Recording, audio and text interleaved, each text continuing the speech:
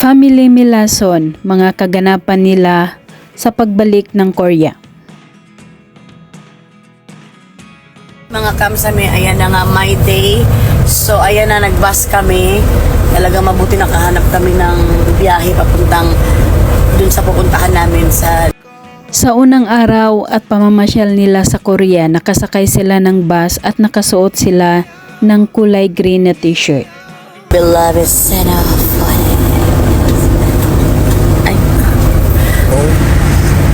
for this kind Korean tourism organization. Sa kanilang tinutuluyang hotel, sama-sama kumain ang pamilya Contiveros and Francisco. Guys, andito na ako at kasama ko ng aking kamsami family. Ako!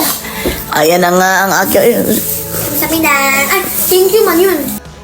Nakakatuwa si Ate Mila dahil sinubukang magsalita ng Korean pero binawi agad dahil mali daw iyon. Ano mo sa'yo? Oo nga pala, anyong pala, tama pala.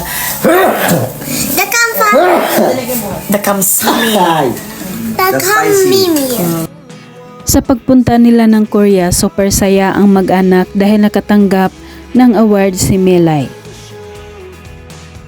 For Korea tourism, we look forward to Miss Melai Cantiveros' active effort in promoting family travel to Korea.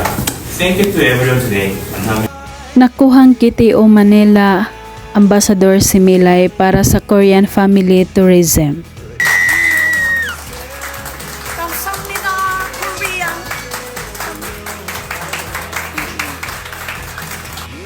Tuwang-tuwa ang buong Contiveros at Francisco family sa pagtanggap nila ng award.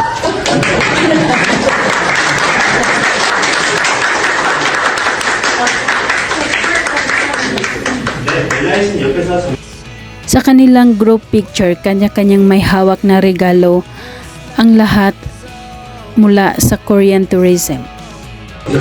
Opa. Ate rin yung picture mo kami sa stereo.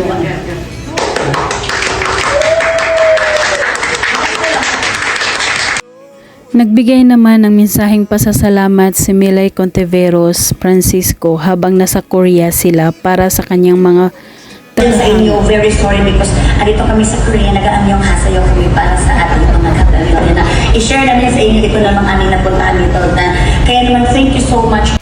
At sa kanilang pangalawang sakay ng bus, nagpapasalamat si Milay sa kanilang tour guide.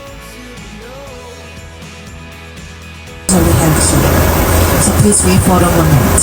No problem. 감사합니다. You're right.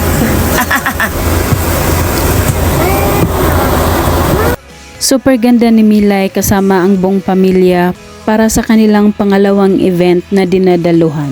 Mga guys, iba naman ang outfit namin for this moment of truth dahil ngayon nandito naman kami sa Korean Invites You at dito sa event nila. Ayon pa kay Milay, 30 countries pa ang dadalo sa naturang event na makakasama pa nila para sa Korean Invite You Tourism. Siguro 30 countries in the whole world na ally nila dito sa tourism ng KTO, Korean Tourism, ang darating dito. So, Sa pag-umpisa ng programa, pinakilala ang Francisco family at tinatawag ang kanilang mga pangalan isa't isa.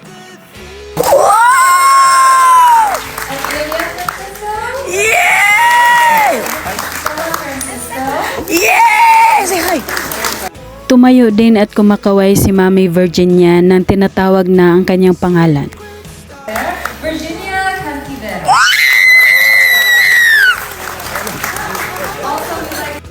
Tawang-tawa si Milay na naisama or natawag ang pangalan ni Estela para sa lucky draw. 아니다.